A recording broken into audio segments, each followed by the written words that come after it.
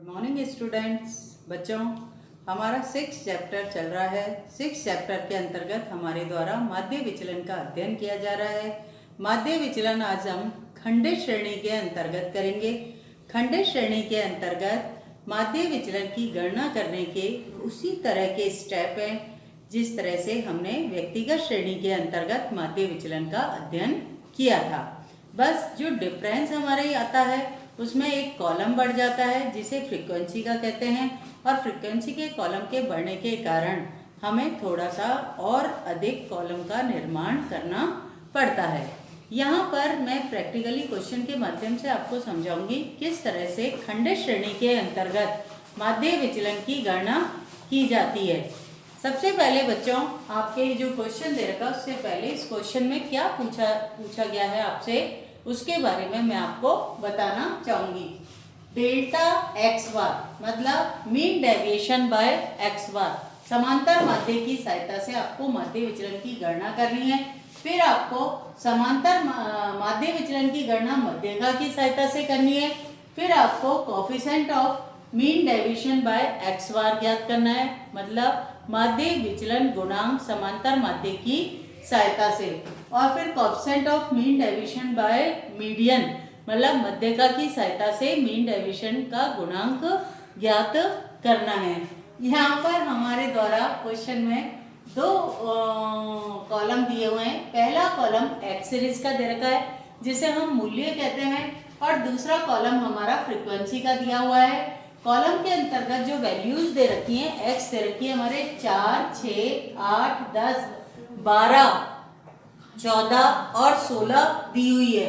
इसके बाद फ्रीक्वेंसी हमारी दी हुई है, 4 की फ्रीक्वेंसी 2, 6 की फ्रीक्वेंसी 4, फिर आपके 8 की फ्रीक्वेंसी 5, 10 की फ्रीक्वेंसी 3, 12 की फ्रीक्वेंसी 2, 14 की 1 और 16 की 4 दे रखी है। नंबर ऑफ आइटम फ्रीक्वेंसी का टोटल होता है। यहाँ पर सिग्मा एफ आपके 21 है।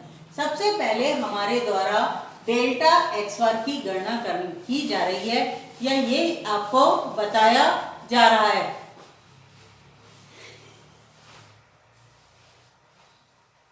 यहाँ पर मेरे द्वारा समांतर माध्य प्रत्यक्ष रीति से ज्ञात किया जा रहा है। प्रत्यक्ष रीति से समांतर माध्य ज्ञात करने का सूत्र, सबसे पहले डेल्टा एक्स बार की गणना करने के लिए हमारे द्वारा एक्स बार की गणना करनी पड़ेगी।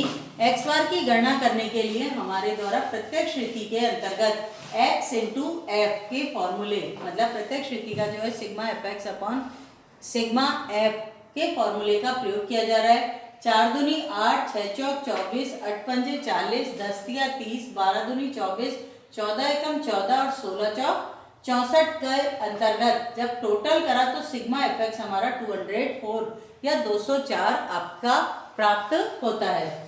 हमारे द्वारा यहाँ पर एक्स बार की गणना की गई। एक्स बार का formula sigma F x upon sigma F 204 divided 21, और एक्स बार जो हमारा प्राप्त हुआ वो 9.71 आपका प्राप्त हुआ है। इस जो समांतर माध्य की सहायता से हम वैल्यूज जो एक्स सीरीज हमारी दी हुई है इसका विचलन करेंगे।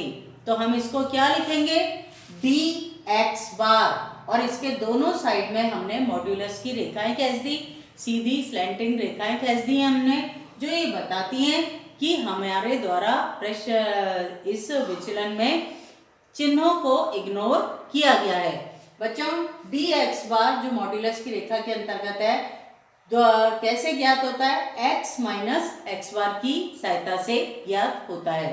x आपकी वैल्यूज है जो फर्स्ट कॉलम में आपके दी हुई हैं, और x बार ये मान है 9.71 जो आपके द्वारा ज्ञात किया गया है। यहाँ पर आपके द्वारा अब सबसे पहली वैल्यू 4 थी, 4 में से 9.71 को घटाओगे 5.71 आएगा। ये माइनस में आना चाहिए लेकिन हमने चिन्हों को इग्नोर कर दिया है। दूसरे में 6.9 माइनस 9.71 जिसका आंसर इक्वल टू करके 3.71, फिर 8 माइनस 9.71 1.71 माइनस में आता है, लेकिन हमने सारे चिन्हों को इग्नोर कर दिया। हमने उन चिन्हों को धनात्मक बना लिया है या मान लिया है। मॉड्यूलस की रेखाएं हमने लगा दी, तो अब हम इन चिन्हों को लगाएंगे नहीं, बल्कि सारी डिजिट को हम धनात्मक मान के चलेंगे।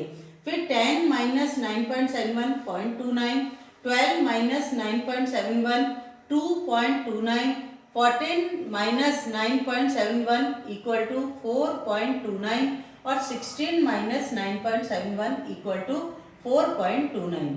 यहाँ पर ये जो डिजिट हमें प्राप्त हुई है dx मॉड्यूलस की रेखाओं के बीच में dx बार जो प्राप्त हुआ है, इसको हम टोटल नहीं करेंगे क्योंकि हमें इसके टोटल की जरूरत ही नहीं है खंडित श्रेणी में। ये क्या होगा, फ्रीक्वेंसी से मल्टीप्लाई होगा। ये जो dx बार आपके द्वारा मॉड्यूलस की रेखाओं में प्राप्त किया गया है, इसे आप मल्टीप्लाई करोगे फ्रीक्वेंसी से।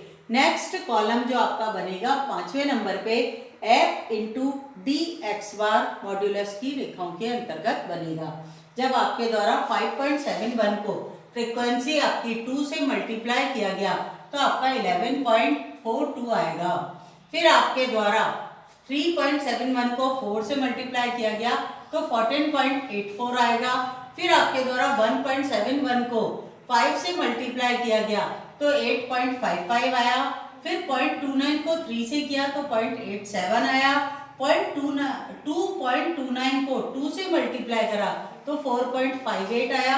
और इसी तरह से 4.29 को 1 से मल्टीप्लाई करा तो 4.29 ही आएगा। और 6.29 को 4 से मल्टीप्लाई करा तो आपका 25.16 प्राप्त होगा। हमारे द्वारा इस f इंटू मॉड्यूलस की रेखाओं में dx का टोटल किया जाएगा, जिसे हम सिग्मा f मॉड्यूलस की रेखाएं dx बार कहेंगे। यहाँ पर हमने इसका टोटल किया तो हमारा टोटल आया 69.71। कितना आया, 69.71। यहाँ पर हमारे द्वारा डेल्टा एक्स बार की गणना की जा रही है या mean deviation by X bar ज्ञात किया जा रहा है, जिसके अंतर्गत फॉर्मूला हमारा सिग्मा एफ मॉड्यूलस की रेखाओं में dx बार डिवाइडेड सिग्मा एफ मॉड्यूलस की रेखाओं में dx बार का टोटल हमारा कितना आया था 69.71। उसी डिजिट को मैंने पुट कर दिया डिवाइडेड सिग्मा एफ हमारा पहले ज्ञात कर लिया था हमने एक्स बार ज्ञात करते समय 21, उसी डिजिट को लिख दिया। जब इन दोनों डिजिट को आपस में काटते हैं तो हमारा आंसर 3.318 करके आता है और उस 1 को मैंने 2 में कन्वर्ट कर दिया क्योंकि तीसरी डिजिट मेरी 8 थी 5 से अधिक होने के कारण। यहाँ पर delta x bar equal to 3.32 आपका आंसर आया है। एक और क्वेश्चन मैंने इसमें बताया था कोएफिशिएंट ऑफ डेल्टा एक्स बार, मतलब समांतर माध्य की सहायता से माध्य विचलन का गुणांक भी ज्ञात कीजिए। तो यहाँ पर coefficient of delta x bar equal to delta x bar divided X bar ज्ञात किया जा रहा है। यहाँ पर डेल्टा एक्स बार का मान आपका 3.32 है, आपका एक्स बार का मान 9.71 है और ऐसी स्थिति के अंतर्गत आपका कोएफिशिएंट ऑफ डेल्टा एक्स बार जो प्राप्त हुआ 0.34 प्राप्त होगा। अब आपने एक्स बार समांतर माध्य की सहायता से तो अपना माध्य विचलन ज्ञात कर लिया, माध्य विचलन गुणांक भी ज्ञात कर लिया। एक और क्वेश्चन आपको इसमें करना था, मध्यिका की सहायता से आपको माध्य विचलन ज्ञात करना था और उसका विचरण गुणांक भी ज्ञात करना था। बच्चों यहाँ पर मैं आपको कॉलम के ऊपर की हेडिंग बता देती हूँ, कौन कौन से कॉलम बनेंगे। फॉर्मूला उसी तरीके से आपको यूज करना है। सबसे पहले आपको इस क्वेश्चन के अंतर्गत जब आपके द्वारा मीन डेविएशन बाय मीडियन की गणना की जाएगी, यहाँ पर मैं आपको बता देती हूँ किस तरह से ज्ञात होंगे, कॉलम आपको बनवा देती हूँ, फिर आप अपने घर पर प्रैक्टिस करिएगा, कंप्लीट करके इस क्वेश्चन को मेरे पास सबमिट कीजिएगा जिससे कि मैं आपके आगे क्वेश्चन दे सकूं। देखो बच्चों यहाँ पर ये देखो हम फिर से अपने क्वेश्चन पर ही आ गए। क्वेश्चन के अंतर्गत x और f दिया हुआ था। सबसे पहले हमें मध्यिका की गणना करनी है। यहाँ पर 2 और 4 6 और 5 11 और 3 14 और 2 16 और 1 17 और 4 21। फिर सबसे पहले हमारे द्वारा मीडियम ज्ञात किया जाएगा। यहाँ पर m का फॉर्मूला होगा साइज ऑफ, क्योंकि ये खंडित श्रेणी है, यहाँ पर फॉर्मूला n+1/2 TH आइटम होगा। नंबर ऑफ आइटम टोटल आपके कितने, CF last 21 + 1 divided 2 equal to 22/2 11 TH item. 11th number जो है वो आपका उसके अंदर मध्य का है। 11 जो है आपके, देखो बच्चों, पहली बार किस में शामिल हो रहा है? 11 में भी शामिल हो रहा है और 14 में भी शामिल हो रहा है। यहाँ पर हमारे द्वारा जो 11 है इसको आपके आगे वाले उसके अंदर सम्मिलित किया जाएगा। 11 में 11 को सम्मिलित नहीं करेंगे, बल्कि उसके बाद वाला जो पहली बार सम्मिलित कर रहा है 11 को, उसमें सम्मिलित करते हैं। 14 के अंदर ये सम्मिलित होगा, इसके सामने दिया हुआ मूल्य क्या है? 10। तो मध्यका का मान आपका कितना हो गया? 10। इस 10 की सहायता से आप एक कॉलम जो बनाएंगे वो होगा DM, मॉड्यूलस की रेखाओं में, और इसका फॉर्मूला होता है x माइनस m, मतलब मध्यका। पहली वाली यदि आपकी 4 है तो 4 माइनस 10 इक्वल टू 6, फिर आपकी 6 माइनस 10, फिर आपकी 8 माइनस 10, फिर आपकी 10 माइनस 10 इक्वल टू 0, फिर आपकी 12 माइनस 10 इक्वल टू 2, फिर आपकी 14 माइनस 10 इक्वल टू 4, और फिर आपकी 16 माइनस 10 इक्वल टू 6 होगी।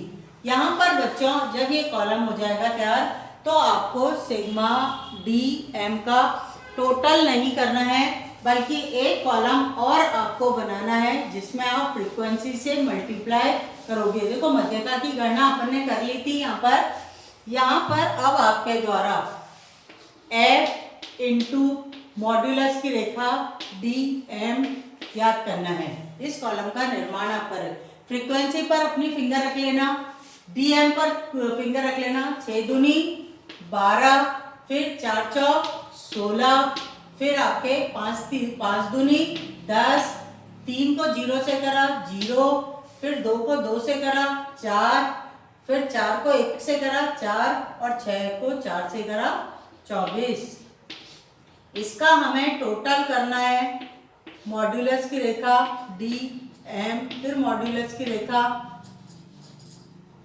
यहाँ पर आपके मॉड्यूलस की रेखा आ गई है। इसका टोटल करोगे 4 4 दूनी 8, 4 तिया 12, 12 और 6 18 और 2 20, हासिल के 2 2 और 1 3 4 5 6 7 70 आपके टोटल आपका प्राप्त हुआ है। फॉर्मूला मध्य का पहले ही आपने ज्ञात कर ली थी। अब डेल्टा M का फॉर्मूला जो होता है सिग्मा F मॉड्यूलस की रेखा DM डिवाइडेड सिग्मा F होता है। डिजिट पुट करोगे 70/21। डेल्टा M का मान आप ज्ञात कर लेना, जो भी आपका प्राप्त होता है, और फिर कोएफिशिएंट ऑफ डेल्टा M ज्ञात करने का जो सूत्र होता है वो होता है डेल्टा M डिवाइडेड M। इसकी सहायता से आप ज्ञात कर लेना, आपको कोएफिशिएंट ऑफ डेल्टा M भी प्राप्त हो जाएगा। आज के लिए बच्चों इतना ही। इस क्वेश्चन को कंप्लीट करना, और इसके अलावा एक क्वेश्चन और मैं भेज रही हूँ, उसको भी अपने प्रैक्टिस में करके बताना, भेजना। आपको अच्छे से पता है जो भी वर्क आपके द्वारा होमवर्क कॉपी में किया जा रहा है या कॉपियों में किया जा रहा है, उसकी चेकिंग होगी, उसके आधार पर भी आपकी मार्क्स मार्कशीट में दिए जाएंगे। थैंक यू बेटा।